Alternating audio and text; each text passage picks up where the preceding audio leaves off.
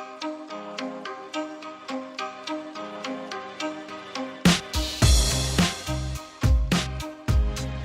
was a ram night at the Malcolm X Centre for the Get Heard Bristol West general election event. This unique election event for the Bristol West constituency was co-hosted by local organisations, Bristol Cable, Acorn Community Union, Ujima Radio and the Bristol Somali Media Group. So that's the four of us combining together to bring this event to you today. Obviously, the reason why we did this tonight, all of us, and why Jules is here, and Bristol Somali Media Group and Acorn Community Union, is to hold one of these four to account now and after the election. Really, this is as much about the candidates as it is about the people, and the people in Bristol West and Bristol as a whole. You know, one of the things which we want to make sure is that the issues that get talked about tonight, and many of the issues that will inevitably get left out for time reasons, don't just stay in the election, because politics, democracy happens all year round. It happens in between the ballot boxes, and it probably happens more outside the ballot box than it does inside the ballot box. So remember that, join the organisations that have helped organise this, and support all of the other good activities going on around Bristol, and Get Heard Bristol West. Thank you. The event featured candidates Claire Hiscott for the Conservatives, Stephen William for the Lib Dems, Thangham Debonair for Labour and Darren Hall for the Green Party. Candidates were required to give less spin and direct answers by responding what, how and why they would address policy issues.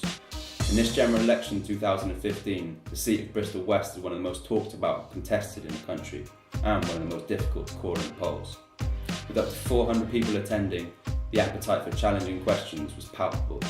Subjects were varied and the questions were detailed and researched. Now the 5 themes that we will be looking at today are young people, equality and human rights, housing, work and welfare, bills, tax and justice. So for anyone that doesn't know, youth services within this city have been massively cut back recently. How would you address the lack of jobs for young people from minority background?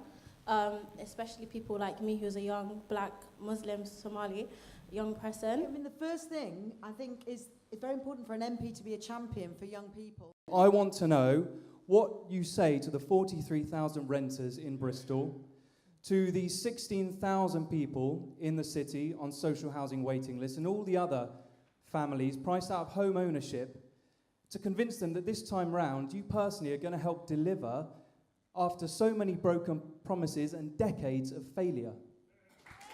Because there is enough wealth and resources to go around for everyone to live adequately. The problem arises, as these figures show, is when people monopolise the wealth.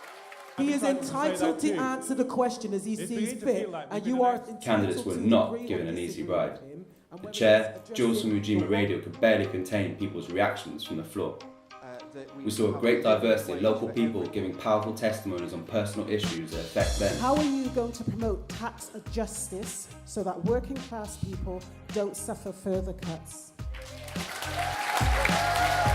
The event was brought to a close by the fire alarm, and with everyone leaving the building peacefully and safely.